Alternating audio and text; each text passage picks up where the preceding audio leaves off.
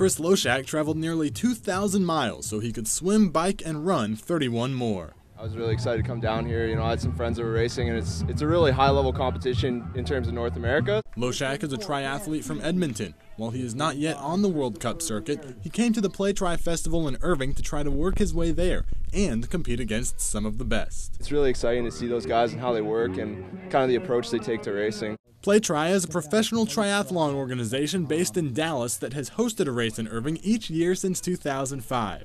The International Triathlon Union sanctioned the race this year, and it was added to the Pan American Cup's race schedule. That elevated the profile of the race. Raises the stakes a little bit. It raises the profile for Irving a whole lot. It raises the economic value of this event a whole lot because we've got folks coming from much further distances, staying for a longer time. We build these relationships with these sorts of organizations, and they come back to Irving year in and year out.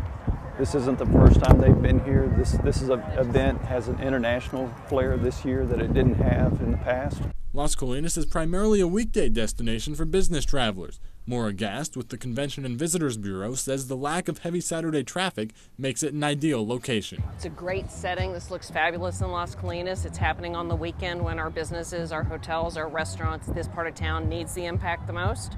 So it's a win-win for everybody. And Playtri owner Stacy Broad says all parties, including those local businesses, have made hosting a race in Las Colinas a breeze. The Marriott's been great, the Convention and Visitors Bureau has been great, the police, the fire, everyone. That's why we brought it here. It was, you know, because of how everyone works so well together.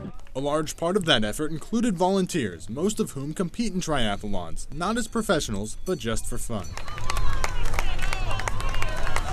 Cindy Bays was one of those volunteers, a Special Olympics triathlon coach who had never run a triathlon, that is, until someone asked her why not, around her 60th birthday. The following week did my first sprint.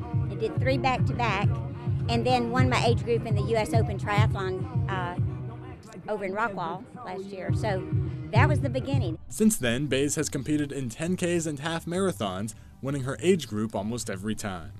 Irving got some financial help from the state for the Playtri Festival. The Texas Events Trust Fund assesses how much out-of-state money an event could bring in. The state will say this is the maximum impact, and the state will put up its portion of the anticipated growth in sales tax and hotel tax and mixed beverage taxes from an event, as long as the city fronts its share.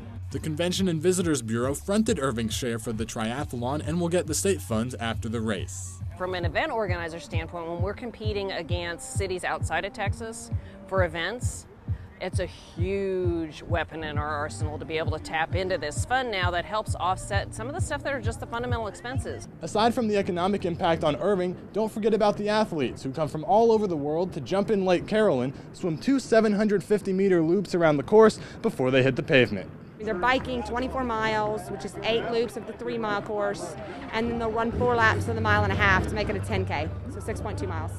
Two-time U.S. Olympian Laura Bennett won the women's race in 2 hours, 10 minutes, and 22 seconds, while Lucas Versbickus took the men's in 1 hour, 58 minutes, and 59 seconds.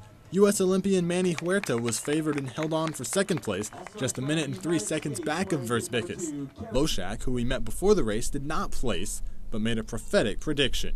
I think the biggest thing is the heat. I'm definitely not used to that, but I'm definitely looking forward to seeing how it goes. In fact, several competitors had to drop out of the race due to heat-related problems, though no one was seriously injured. The first ITU Pan American Cup event in Irving was a success, and Irving did host the U.S. Olympic Triathlon trials before the 2000 Olympics in Sydney, but Broad wants to make big races in the city more common. Our ultimate goals are probably to bring like a World Cup here or the Olympic trials here or something like that. So, you know, just the next, going from a Pan American Cup to a World Cup gives the elite athletes more points. Events like this give us profile to other events like this, and so people come out here, see an area that works, see a very supportive city behind them, and it opens the door for us to pursue other events that look like this. As this area grows, I think you're going to see more and more events like this. Events that bring more athletes, more recreation, and more dollars to Irving. Chris Blake for City Source.